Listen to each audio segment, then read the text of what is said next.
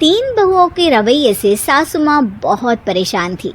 दरअसल बात ये थी कि तीनों बहुओं में किसी बात को लेकर अनबन हो गई थी।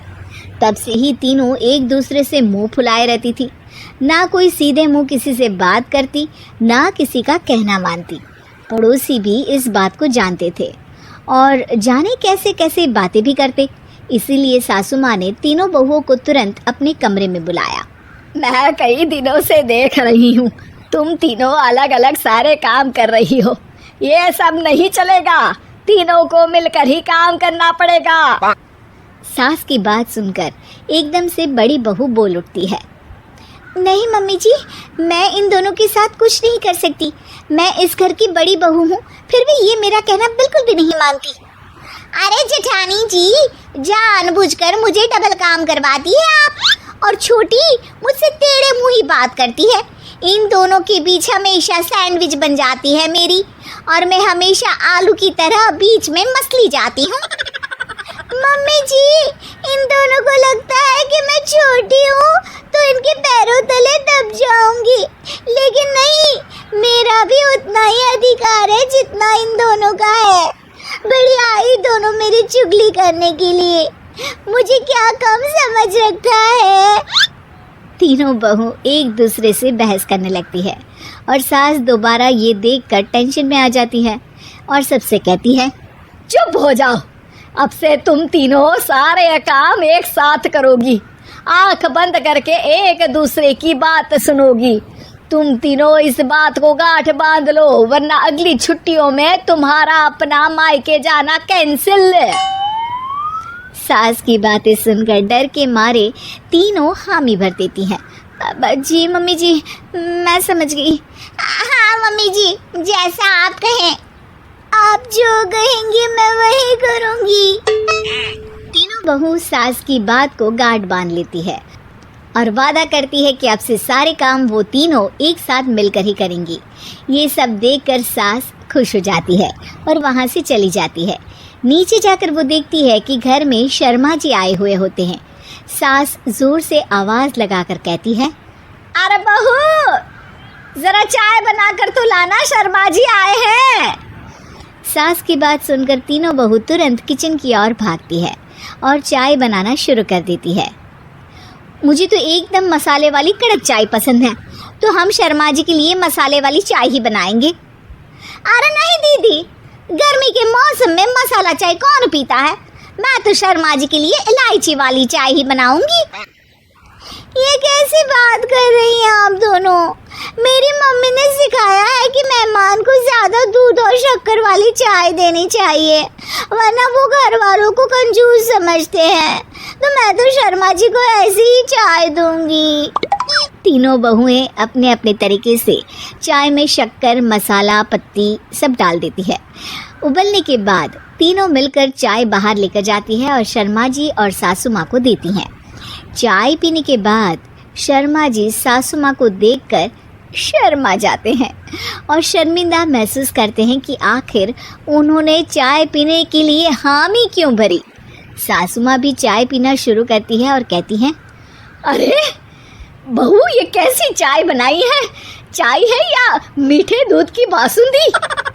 हाँ, चाय अच्छी नहीं लगी क्या? कोई बात नहीं, हम पराठा बनाकर लाते हैं। चलो चलो अंदर। हाँ हाँ चलो। हाँ आती हूँ मैं भी। नहीं नहीं, मेरा पेट चाय ने ही चौपट कर दिया, वही काफ़ी है। पराठे से पोपट नहीं करवाना, मैं तो चलता हूँ।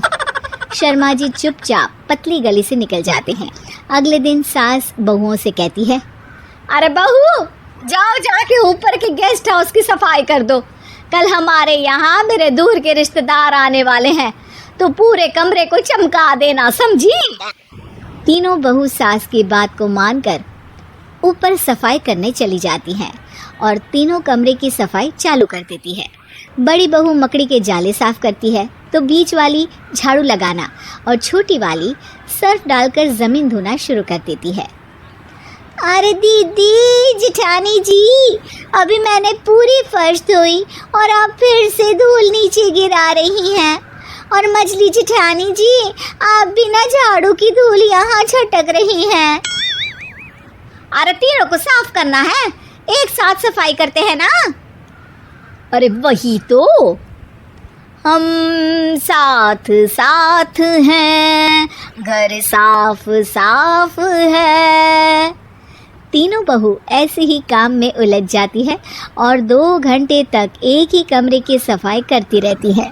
बहुत देर से अपनी बहुओं को ना देखने के कारण सास ऊपर कमरे में उन्हें देखने जाती है, लेकिन कमरे में घुसती ही वो गीली फर्श पर फिसलने के कारण नीचे गिर जाती है। ओरी मोरी मैया, हड्डी मरोड़ के रख दी। आए मेरी तो कमर ही टूट गई रे। तीनों बहुएं सास को उठाती हैं और बिस्तर पर सुला देती है। अरे मेरे हाथ पैर दर्द कर रहे हैं, दबा दो आराम मिलेगा। हाँ जी माँ जी। अरे जी माँ जी माँ जी। और तीनों बहुएं एक साथ सास के हाथ को दबाना शुरू कर देती है। माँ की तो चीख ही निकल जाती है और नतीजा ये होता है कि सास के बचे हुए शरीर में भी दर्द उठ जाता है। हाय राम, ये क्या कर दिया तुम तीनों ने। अरे मेरी तो किस्मत ही फूटी है कि तुम जैसी बहुएं मुझे मिली। हे भगवान, पूरे शरीर में दर्द बढ़ गया है। अब तो पता नहीं कि चल भी पाऊंगी या नहीं। माफ करो, मुझे गलती हो गई मुझसे कि तुम तीनों को एक साथ काम करने के लिए बोला। सोचा था तीनों मिलके अच्छे से काम करेगी, लेकिन बड़े बुजुर्ग सही कहते थे कि 3 तिगाड़ा काम बिगाड़ा। तुम लोगों ने ये बात ना आज साबित करके दिखा दी। तुम तीनों को तो समझाना यानी मानो भैंस के आगे बीन बजाना है। तुम्हें अकेले अकेले काम करना है ना, तो अब से तुम अकेले ही अपना अपना काम करो। तीनों बहुएं वहां से जाने लगती है। अरे कहाँ जा रही हो? आप ही ने तो कहा कि अपना अपना काम तो मुझे मुल्तानी मिट्टी लगानी है। अरे मुझे भी तो नेल पॉलिश लगानी है। मुझे ना मेहंदी लगानी है। सास अपना सर पीट लेती है और कहती है, अरे मुझे भी लगाना है कुछ। क्या माँ जी? क्या माँ जी? क्या माँ जी? तुम्हारे घर वालों को फोन तुम्हारी हरकतें बताने के लिए।